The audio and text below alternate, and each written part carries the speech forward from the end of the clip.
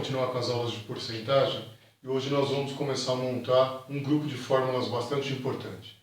Eu tinha dito para vocês que existe uma tendência normal de aluno achar que todos os problemas que envolvem porcentagem são resolvidos através de regra de 3.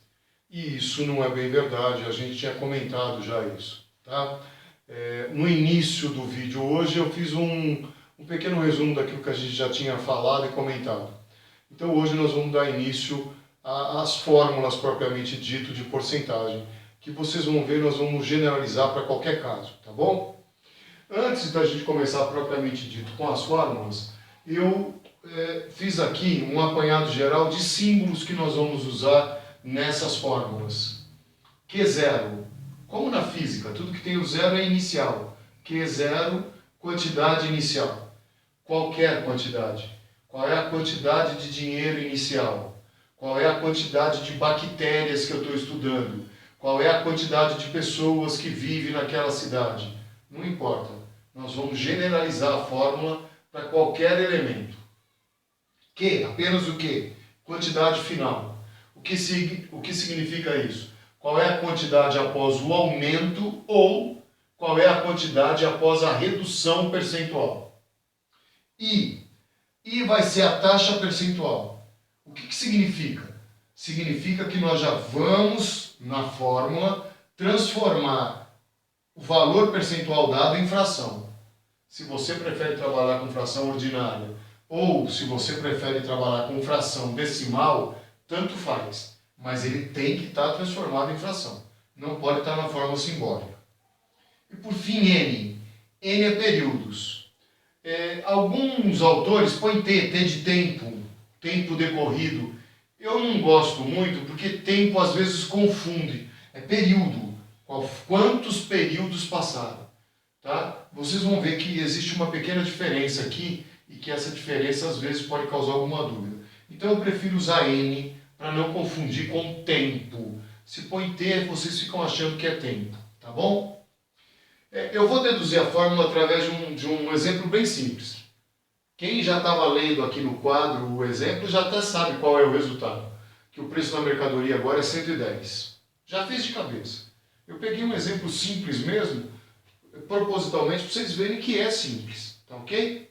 Então vai lá. É óbvio que a descrição aqui está bem resumida. Se fosse um exercício de prova, teria um comentário maior, um certo produto, tendo em vista a inflação, ele que tinha um preço de 100 reais. Vai ter toda uma descrição aí. Já foi direto. O produto custa 100, tem o preço de 100 reais, ele sofreu um aumento de 10% e eu quero saber qual é o novo preço. Vocês que já fizeram e já sabem que deu 110, vocês fizeram isso rápido, mas vocês passaram por duas etapas. Vocês podem até nem ter percebido, mas você fez essas duas etapas muito rapidamente. Então vai lá. Qual é a primeira etapa? Você calculou o valor do aumento. Quanto foi o aumento? O aumento foi de 10% sobre o preço 100. Então foi 10% de 100. 100 reais. 100 pessoas, 100 vírus, 100 bactérias, não importa, 100. 10% de 100. Na aula lá no início nós comentamos que esses conectivos aqui, o D indica produto. E se indica produto, eu vou ter que transformar em fração. Eu vou fazer em fração ordinária. 10% de vezes 100. Simplificou, o que deu um total de 10 reais. O aumento dessa mercadoria foi 10 reais. Então, se a pergunta fosse, qual é o aumento? O aumento seria de 10 reais. Note, vocês possivelmente teriam pensado numa regra de 3. Se 100% é 100 reais, 10% é X. Ia fazer, olha, direto, ó, você sai direto. Veja quando que é bom e quando não é bom, o tempo é importante em prova. Segundo passo é calcular o novo preço. Qual é o novo preço? Tá? Quantidade final, novo preço. Eu vou escrever assim, ó, novo preço. O novo preço vai ser o preço inicial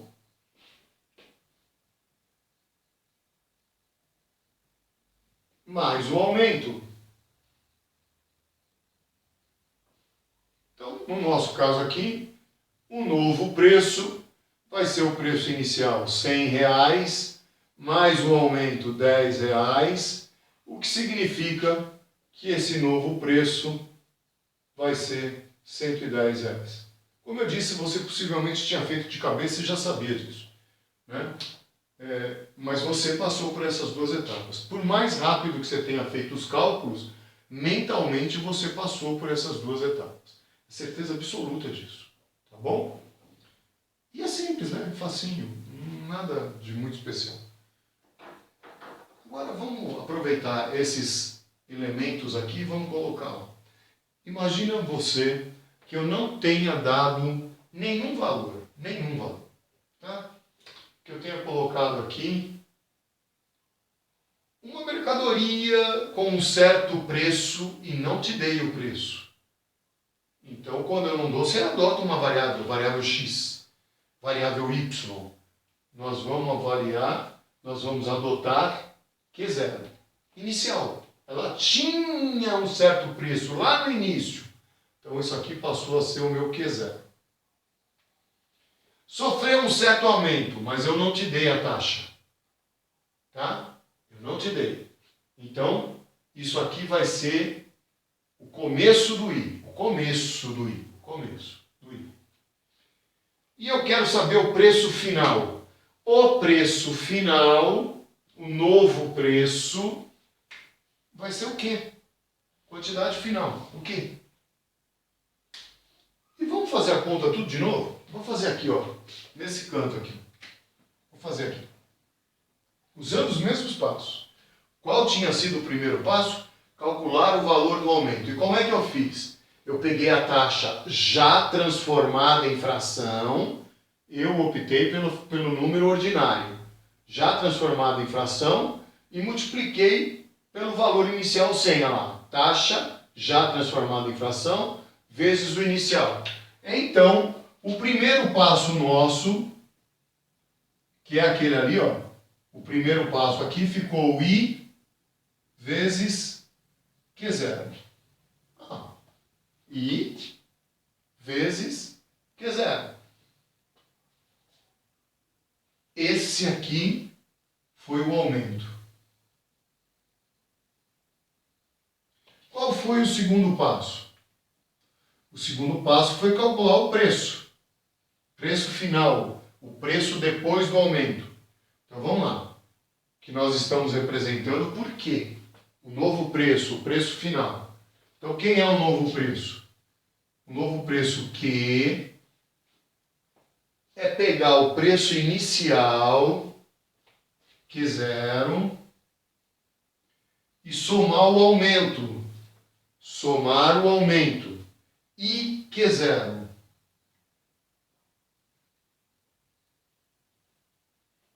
Tá aí. Os mesmos passos. Exatamente igual. Pode olhar lá. Acabou. Essa é a fórmula. Acabou a fórmula. Aí por uma questão matemática, agora é matemática. Não é mais fórmula, não é mais o exercício. Agora é uma questão matemática. Numa adição, toda vez que eu tenho elementos iguais, eu coloco em evidência. Então, Q é igual a Q0, que foi para a evidência, que multiplica. Divido a expressão original pelo termo que está em evidência. Q0 dividido por Q0 dá 1. Mais I vezes Q0 dividido por Q0 dá I. Pronto. Essa aqui é a nossa fórmula inicial. Essa fórmula é usada para aumentos. Tá? Agora, vamos imaginar o seguinte, que essa mercadoria não sofreu um aumento de 10%.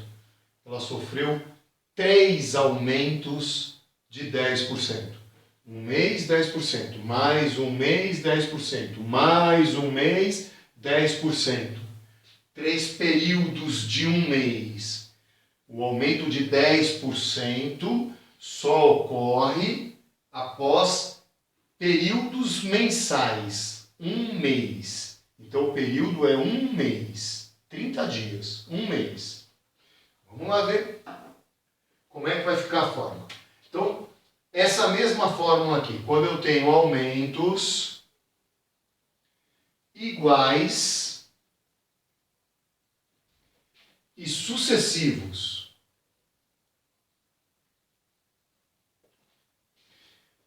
Entenda esse iguais aqui como sendo percentuais iguais. Aumentos que têm o mesmo percentual.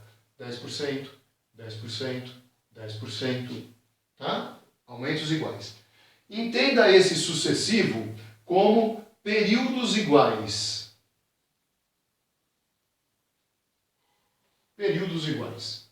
Ou seja, o aumento de 10% acontece de mês em mês. Passa um mês, 10%. Pode ser anual. Período é um ano. Passa um ano, 10%. Passa mais um ano, 10%. Por isso que eu falei que é diferente de tempo. Porque um mês é tempo decorrido. Um ano também é tempo decorrido. Mas não é a mesma coisa. Não é um para os dois. Porque um ano tem 12 meses. Por isso que eu não gosto de pôr T de tempo. É período. Qual é o período? Mês. Então, cada mês representa um período. 15 dias, meio período. Um ano representa o período. Aumentos anuais. Ano. Tá certo? Então, se um ano é o período, um bimestre, 2 meses, é um sexto do período. Não é o período completo. Tá bom? Por isso que eu não gosto de usar a palavra tempo. Então, períodos iguais, tempos iguais, espaço de tempos iguais, períodos. Então, vocês vão perceber que a fórmula é a mesma. Q é igual a Q0, que multiplica 1 mais I, igualzinho. Qual é a diferença? É que aqui você vai pôr a quantidade de períodos. N períodos. Quantas vezes esse aumento ocorreu? Um período? 2 períodos? Mas lembre-se, essa aqui você só pode usar para percentuais iguais. Se ela sofreu 3 aumentos, só que foi um de 5%, um de 10%, um de 20%, se foi diferente, você vai ter que usar essa aqui 3 vezes. Essa aqui você só pode usar quando você tiver percentuais iguais. Só quando você tiver percentuais iguais. Tá ok? Aí a pergunta que pode aparecer para você é o seguinte: professor, e se não for aumento? E se essa loja aqui estiver dando desconto, uma redução, não é aumento, é uma redução? O raciocínio é o mesmo. O que você ia calcular? O valor da redução. 10% de desconto daria R$10. Só que quando você chegasse aqui, ao invés de somar, você iria subtrair. 100 menos 10, 90. Peraí, você vai subtrair? Então, se o seu caso é caso de redução, desconto. Quando é dinheiro a gente chama de desconto. Mas se for, por exemplo, população, você vai chamar de redução. A população reduziu, a população aumentou. Redução. A fórmula é a mesma. Q é igual a Q0, que multiplica 1 I. Só que agora, em vez de somar, você vai subtrair.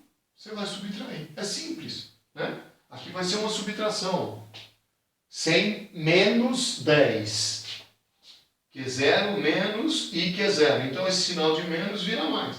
E lá, a mesma coisa. Se for reduções iguais e sucessivas, então a fórmula vai ficar Q é igual a Q0, que multiplica 1 menos I.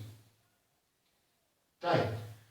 Essas são as fórmulas importantes a respeito de porcentagem que muitos exercícios bons vão precisar.